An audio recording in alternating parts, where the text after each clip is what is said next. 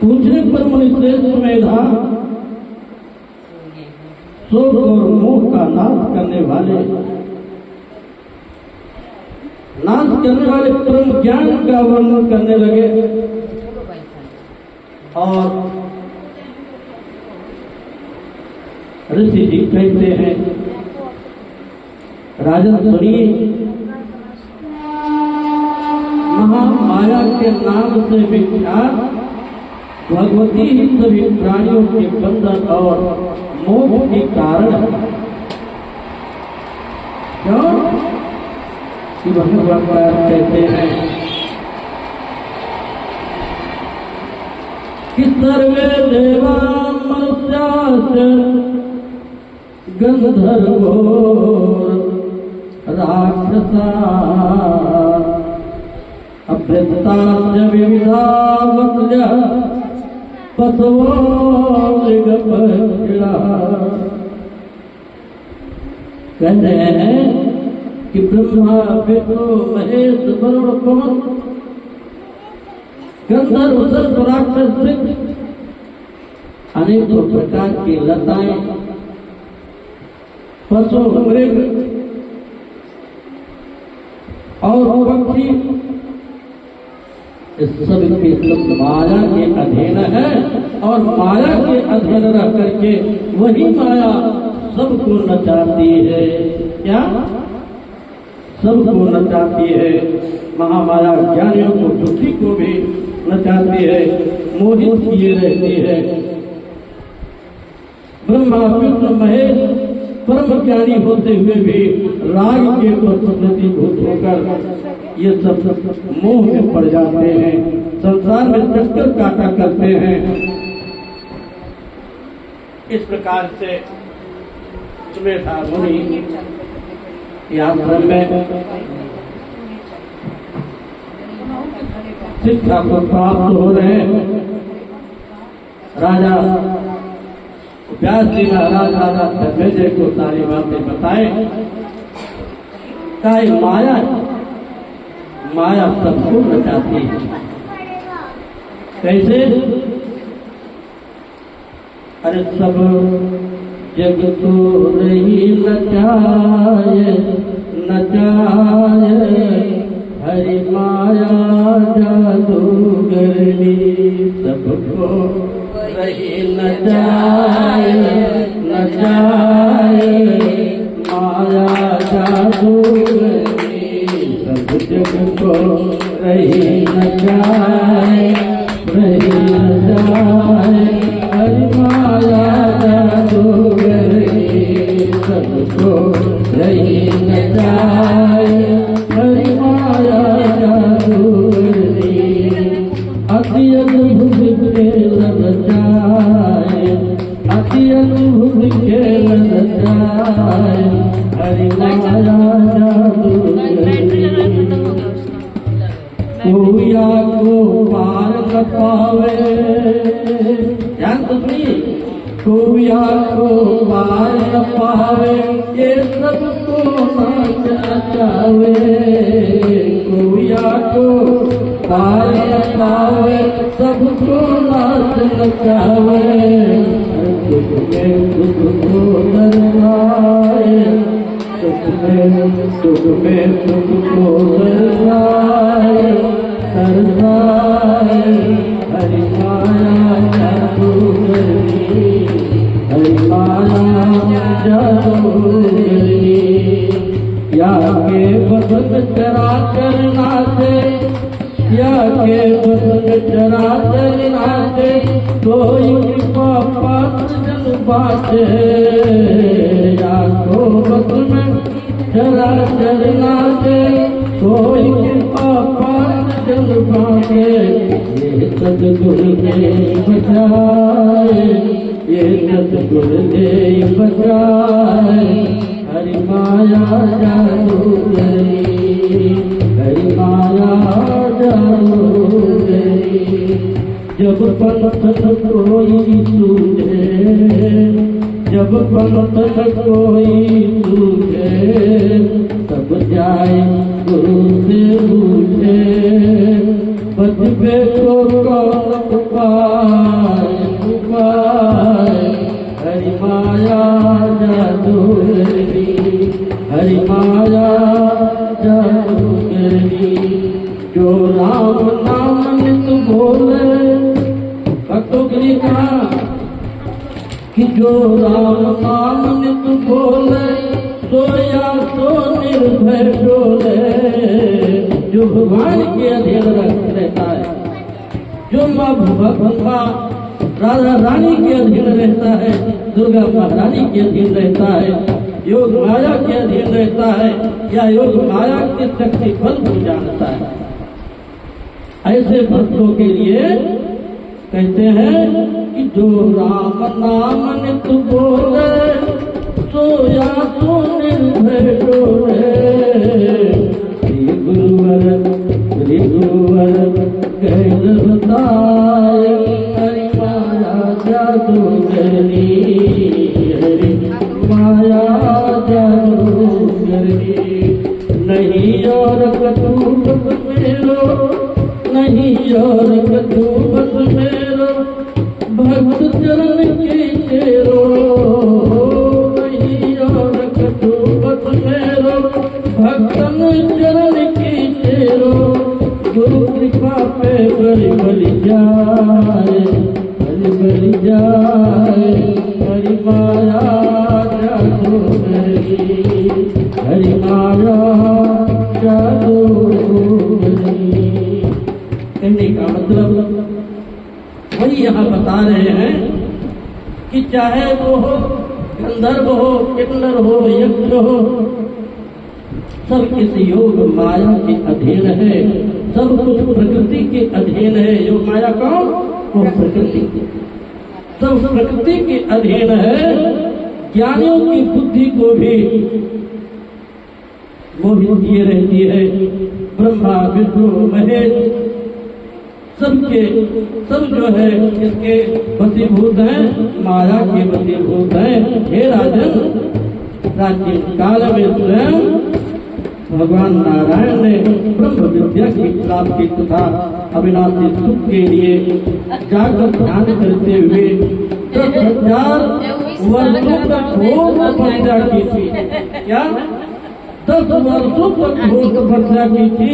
हे राजेन इसके साथ ही मोक्ष की निवृत्ति के लिए एक निर्जन प्रदेश में जाना पड़ा और ब्रह्मा जी भी परम अद्भुत तपस्या में संलग्न हो गए।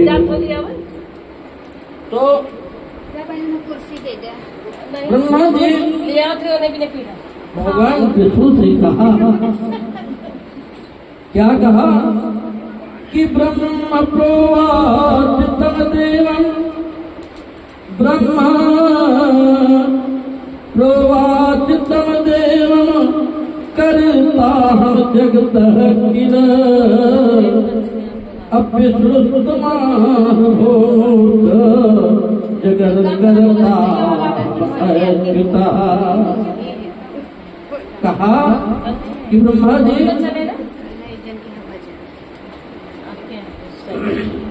भगवान विष्णु से कहते हैं कि मैं जगत का सृष्टा हूँ। क्या मैं जगत का सृष्टा हूँ जगत को बनाने वाला सृष्टि करता हूँ। विष्णु ने उनसे कहा ब्रह्मा से अरे मूर्ख भगवान विष्णु जान गए कि ब्रह्मा जी को जो है अब थोड़ा गर्व हो गया है कि मैं जगत का सृष्टा हूँ संसार को रचने वाला हूँ ऐसा जो है इनको गर्व हो गया है। भगवान विष्णु कहते हैं अरे मूर्ख अपनी महिमा से कभी भी युद्ध न होने वाला मैं विष्णु ही संसार का मालिक हूँ सबका कर्ता धर्ता मैं हूँ और तुम प्रिया विष्णु समाह भूत जगत करता हर्षित आत्महत्या बलहीनो रजो गुण समाश्रिता। अपनी महिमा से कभी न होने वाला मैं विष्णु ही संसार का करता हूँ। तुम कितने शक्तिशाली हो, तो रजोगुण युक्त बलहीन और मुझे सत्गुण संपन्न सनातन नारायण जानो, और तुम मेरे ही समक्ष कह रहे हो कि मैं जगत का सृष्टा हूँ। याद दिलाया, कहा कि समय तुम्हारी सृष्टि कहाँ थी, सृष्टि करने की शक्ति कहाँ चली गई थी। याद दिलाया कि मया तुम रक्षितो, मया तुम रक्षितो अत्यैव कृत्वा युद्धम सुरार्णव। अरे उस दिन को याद करो जब मधु और कैटभ तुम्हें खोज रहे थे चारों तरफ, और भागते भागते तुम मेरे पास आए थे। उस दिन को याद करो जब तुमसे भीषण युद्ध करने के लिए सारे दानव जो है मधु कैटभ तुम्हें ललकार रहा था, तब तुम कहाँ से जगत की सत्ता, कहाँ चली गई थी तुम्हारी शक्ति। और याद दिलाया, कहा मया तव निष्ठो कामं दानवो मधु कैटभो अकथं गर्वायते मंद मोहो अयं त्यजसाम्प्रतम्।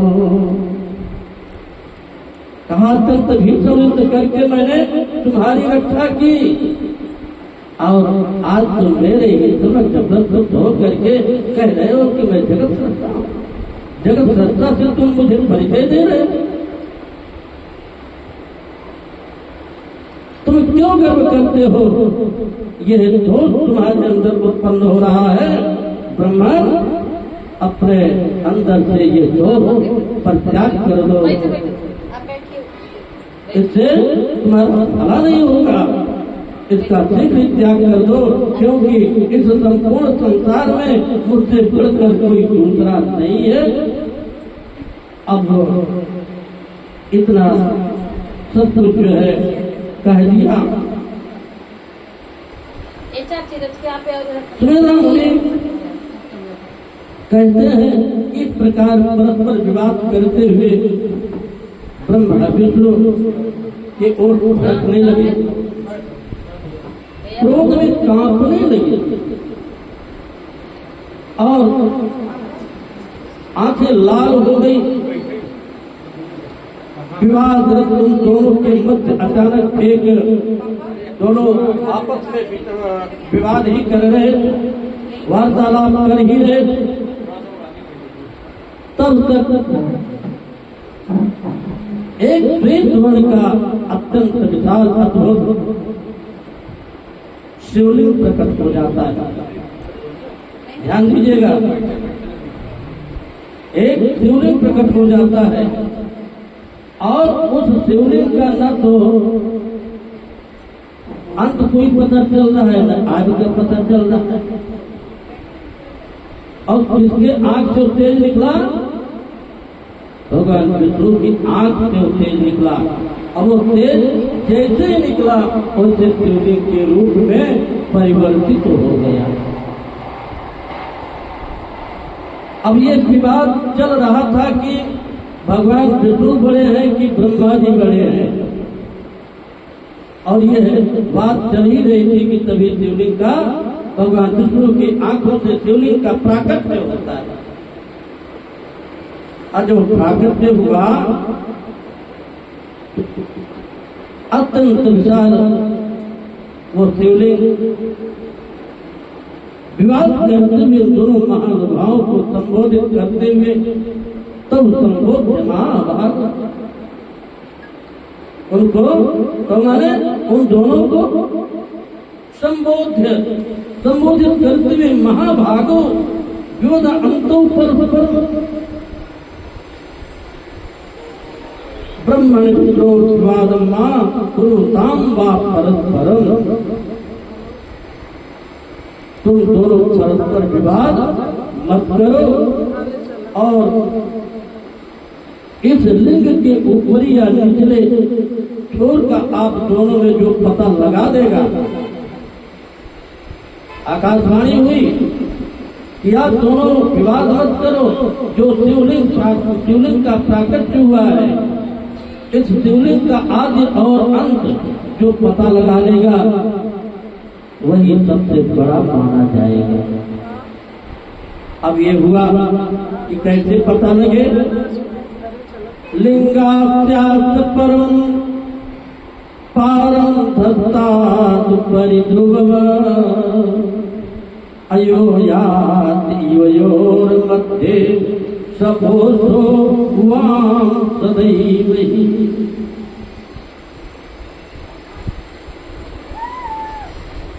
तुम लोग आपस में निरर्थक परिश्रम कर रहे हो। अब एक मध्यस्थ की यहाँ आवश्यकता पड़ती है। अब दोनों का विवाह कौन करे? समाज। तो स्वाभाविक सी बात है, अगर कोई पंचायत होती है, दो का विवाद है, तो जब तक कोई तीसरा व्यक्ति वहां नहीं जाएगा वो पंचायत समाप्त नहीं होगी, निर्णय हो नहीं पाए। तो आकाशवाणी हो रही है कि तुम लोग जो है कोई मध्यस्थता करने वाले को बुला लो, तभी तुम्हारा विवाद समाप्त होगा। आकाशवाणी से जब ये आवाज आई तो ऋषि जी कहते हैं मेरा मुनि जी कि जब आकाशवाणी से मधुर आवाज सुनाई पड़ा तो दोनों चेष्टा पूर्वक उद्यम करने के लिए तैयार हो गए और अपने समक्ष स्थित उस लिंग को मापने के लिए चल पड़े कि इसका अंत कहाँ है। तो ब्रह्मा जी आकाश की तरफ चले गए नापने के लिए और भगवान विष्णु पाताल लोक को चले गए। अब दोनों लोग उस शिवलिंग को नापने के लिए कि इसका अंत कहाँ है और कितना बड़ा है, दोनों लोग अपने अपने वाहन से प्रस्थान कर देते। विष्णु भगवान को चलते चलते थक गए और एक जगह पाताल लोक में ही वो विराम ले लिया। और जब ब्रह्मा जी आकाश मार्ग को चले जा रहे हैं, अब कुछ दूर तक जाने पर विष्णु पूर्ण रूप से तो थक गए, पर ब्रह्मा जी आकाश मार्ग में जल्दी जल्दी शीघ्रता पूर्वक चले ही चले जा रहे हैं। अब जाते जाते उनको केतकी का पुष्प शिवलिंग पर चढ़ा था, वही केतकी का पुष्प शिवलिंग से नीचे गिरा और वही केतकी का पुष्प लेकर के चले आए बीच रास्ते से और ला करके बड़ी प्रसन्नता पूर्वक पुष्प को लेकर के लौट आते हैं। और इतने प्रसन्न हुए कि चलो तो प्रमाण मिल गया कि मैं देखो भगवान शिव के ऊपर से ये केतकी का पुष्प चढ़ा था, मैं लेकर के चला। कहने का मतलब कि यही तो अंत होता है। और जब ये मैं पुष्प का प्रमाण दूंगा कि केतकी का पुष्प मैं सिर पर से ले आया हूँ और नीचे तो विष्णु भगवान गए ही, ऊपर मैं जा रहा हूँ, तो अंत तो ऊपर है, ऊपर का प्रमाण मेरा सिद्ध हो जाएगा। ऐसा विचार ब्रह्मा जी ने किया। उसके बाद प्रसन्न हुए, बहुत प्रसन्न हुए। फिर जा करके विष्णु भगवान के पास ब्रह्मा जी पाताल लोक में जाते और प्रसन्नता पूर्वक कहा कि देखो ये केतकी का पुष्प भगवान शिव के सिर पर से मैं लेकर के चला आ रहा हूँ। विष्णु भगवान को दे दिया। विष्णु भगवान केतकी का पुष्प लेकर के मंद मंद मुस्कुरा रहे, मुस्कुराते हुए हंसते हुए कहा कि अच्छा ब्रह्म जी, ये बताओ इसका साक्षी कौन कि तुम भगवान शिव के सिर से एक केतकी का पुष्प तुम उठाए हो? इसका साक्षी कौन है ये बताओ। मैं कैसे मान लो कि तुम भगवान शिव के सिर पर से लेके आ रहे हो? अब तो मामला यहाँ फंस गया। ब्रह्मा जी ने कहा कि दूर देशात्मा मायाति साक्षी कह समय तुना ये सत्यम तदवच सेयम केतकी कथयति। ऐसा ब्रह्मा जी कहते समय इतने दूर देश से कौन साक्षी आएगा? जो सत्य बात है उसे वो केतकी स्वयं कर देगी। अब और तो बात छोड़िए, केतकी स्वयं ही कहेगी तब तो आप प्रमाण मानोगे। ऐसा कहकर ब्रह्मा जी ने केतकी को साक्ष्य के रूप में प्रेरित किया और सिद्धता पूर्वक शिशु को संबोधित करते हुए कहा कि शिवलिंग के प्रतिष्ठित मुझे ब्रह्मा जी वहां से लेकर के आए हैं। हे विष्णु, आपको किसी प्रकार का संदेह नहीं करना चाहिए। ब्रह्मा जी शिवलिंग के पार गए और जो भक्तों के द्वारा समर्पित की गई मुझको लेकर के यहाँ आए हुए हैं। क्योंकि अपने मुखारविंद से इस प्रकार ब्रह्मा जी की विजय हो, ब्रह्मा जी की तरफ से उसने स्वयं कह दिया। जब स्वयं कह दिया तो कहा कि ब्रह्मा जी शिवलिंग के पार गए हैं और जो भक्तों के द्वारा समर्पित की गई उसको लेकर तो आए हैं। ये मेरा एक प्रमाण है, मैं जो कह रही हूँ यही सत्य बात है। महादेव प्रमाण में यज्ञम बदे, यहाँ तक की कथा बता ले गए। सुमेधा मुनि ने कहा कि विष्णु की बात सुनकर सनातन भगवान महादेव क्रुद्ध होकर के केतकी से कहा, अरे सत्य भाषणी, इतना कपट तुम है? भगवान शंकर क्रोध से तन्मना उठे। अभी तक तो तुम मुझे बड़ी प्रिय थी।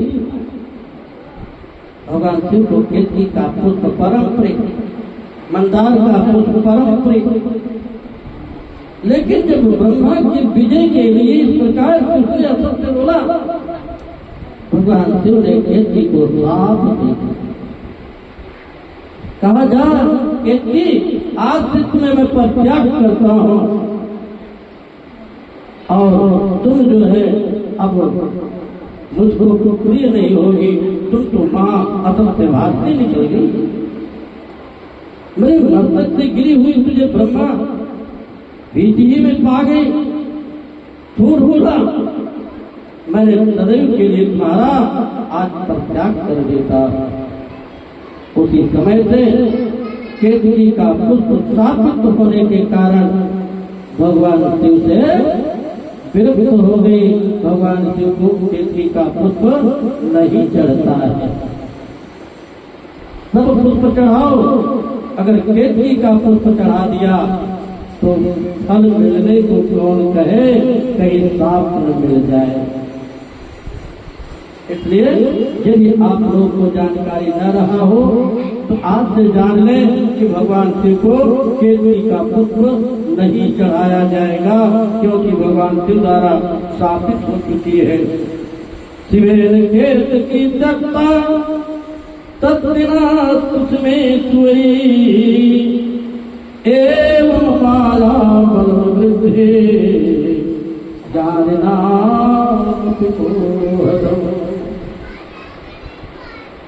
यह माया का बल है।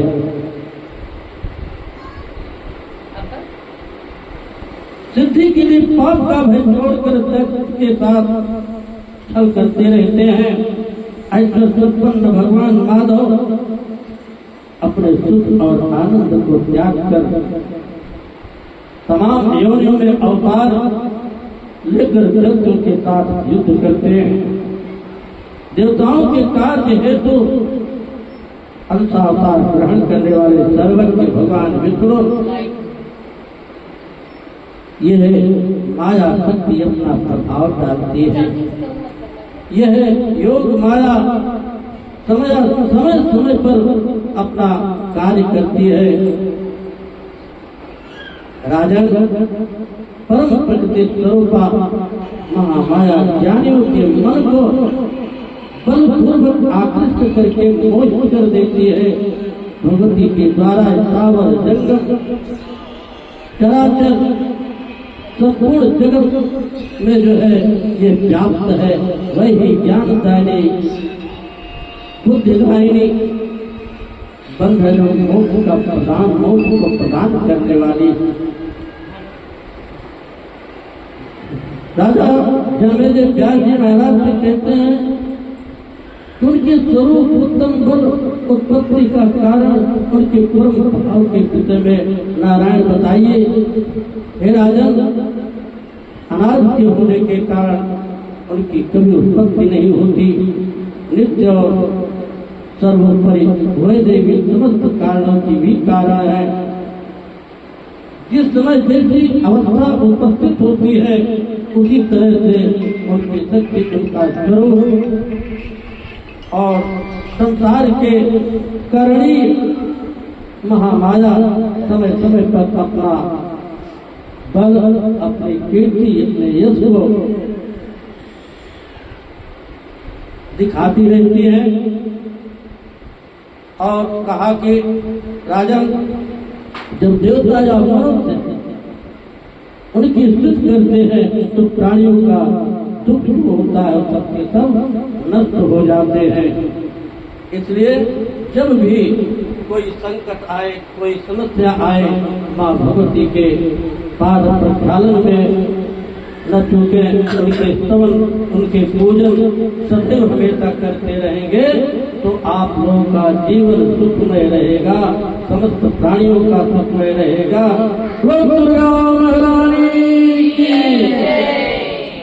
इस प्रकार से सुमेधा मुनि जो है सूरज को और उस वैद्य को माँ भगवती के पूजन की विधि बताया। पूजन की विधि बताने के बाद सूरज समाधित हो जाते हैं तपस्या में।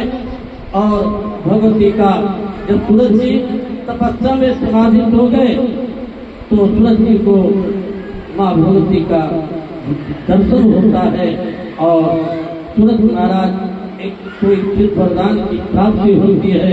माँ भगवती एक चित्त वरदान दे करके अंतर्धान हो जाती है।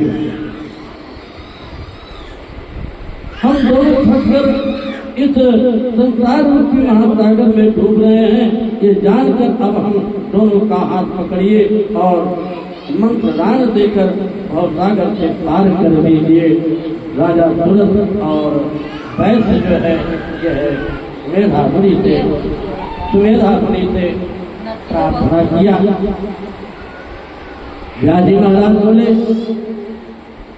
कि इस प्रकार उन दोनों के आग्रह करने पर मुनिश्रेष्ठ सुमेधा ने उन्हें ध्यान और बीज सहित देवी का मंगलकारी नवाक्षर मंत्र का प्रदान करते हैं। नवाक्षर मंत्र कौन है? ओम ऐं ह्रीं क्लीं चामुंडाये विद्ये। इस मंत्र का जो है दोनों को कर देते हैं, दीक्षा देते हैं और दीक्षा देने के बाद सूरज जो है समाज में लीन हो जाते हैं। शांत चित्त तथा ध्यान पारायण होकर मंत्र जप करना चाहिए। भगवती के तीनों चरित्रों का पाठ करना चाहिए और यदि आप नियंत्रण नित्य सब पाठ करते हैं तो धीरे धीरे माँ भगवती के तेज से, उनकी शक्ति से आपका अंग अंग प्रत्यंग रोम रोम शक्ति से ओतप्रोत हो जाएगा। यदि नियमता आप करते हो, मैं इसके पहले भी कहा कि कोई ऐसा ही प्राणी होगा जो माँ भगवती के चरणों में अपने को समर्पण करके भक्ति भाव से ध्यान पूर्वक यदि यजन करता है, स्तवन करता है, पूजन करता है, तो शायद साधारण व्यक्ति हो। नहीं तो जहाँ देखिए माँ भगवती का भक्त हमेशा उत्तमोत्तम चरम सीमा पर शुद्ध वैभव समस्त संपन्नता से परिपूर्ण आपको दिखाई पड़ेंगे। अब भाई दिखावे वाली पूजा नहीं होनी चाहिए कि मैं देखो अरे यहाँ तो माँ भगवती पूजा करो और आगे चल करके मन में तमाम प्रकार की विकृतियां उत्पन्न करें, तो ऐसे में भक्ति वो शक्ति नहीं प्राप्त होगी, बल्कि उसका अपोजिट परिणाम मिलेगा, परिणाम उल्टा मिलेगा। तो छल बल त्याग करके,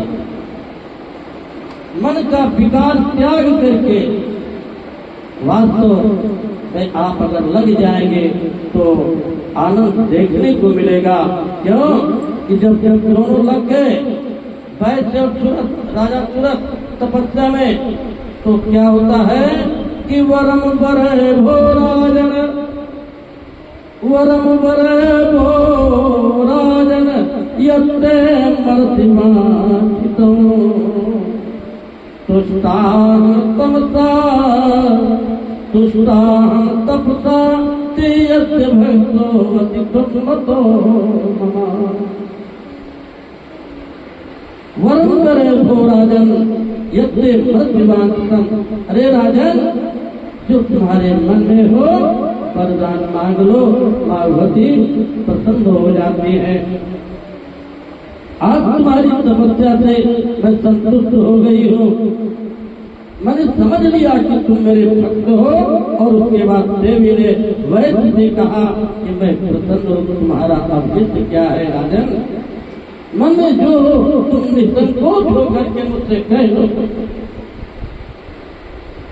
राजन को जब इस प्रकार से माँ भगवती ने प्रकट होकर के दर्शन किया, वरदान मांगने को कहा, उनकी वचन को सुनकर प्रसन्न राजा ने उनसे कहा कि बलपूर्वक मैं शत्रुओं का नाश कर अपना राज्य प्राप्त करो, मुझे आप यही वरदान दे दीजिए। जो आज मेरा राजकोष, स्त्री पुत्र जो आज शत्रुओं के बंधन में है, उन मलेच्छों के बंधन में है, वो सब मेरा वापस करा दो माँ, यही मैं वरदान मांगता हूँ। देवी ने उससे कहा राजन अपने घर को जाओ, तुम्हारे शत्रु शीघ्र ही क्षीण बल वाले होकर तुमसे पराजित हो जाएंगे और तुम्हारे मंत्रीगण आकर तुम्हारे पैरों पर पड़ जाएंगे।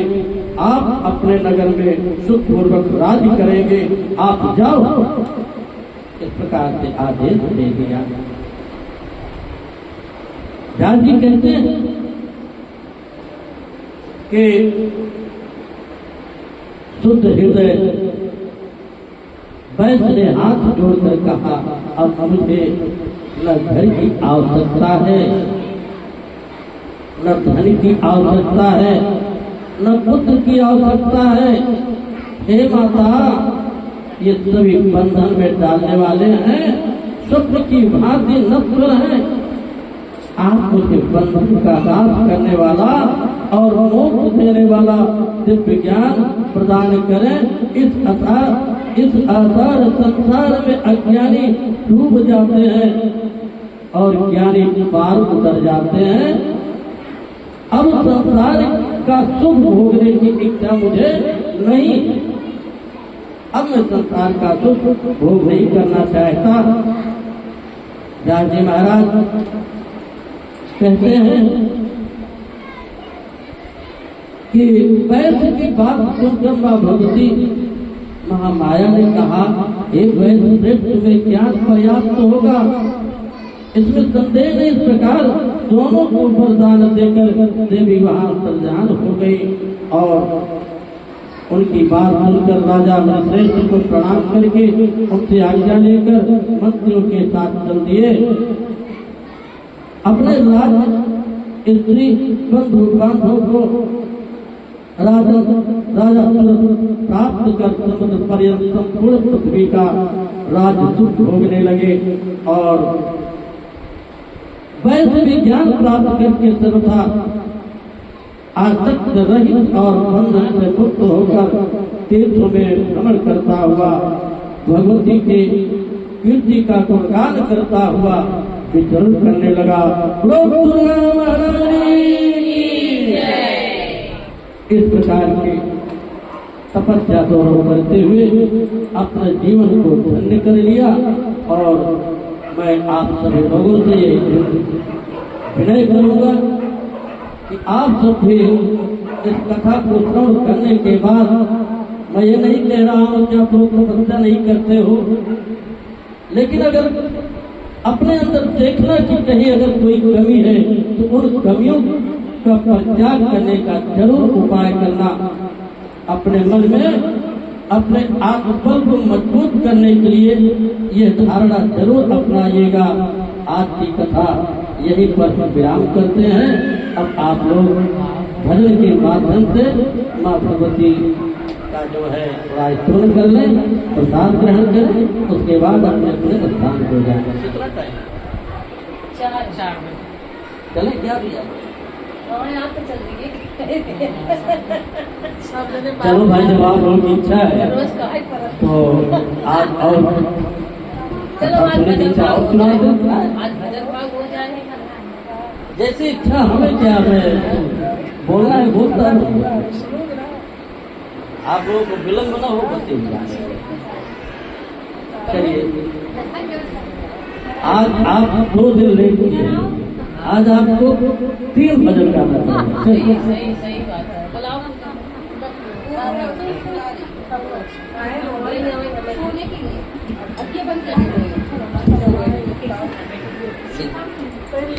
आंटी आगे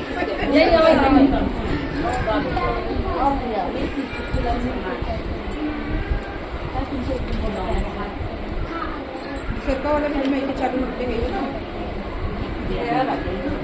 श्री राम जय राम चालू हो गया है।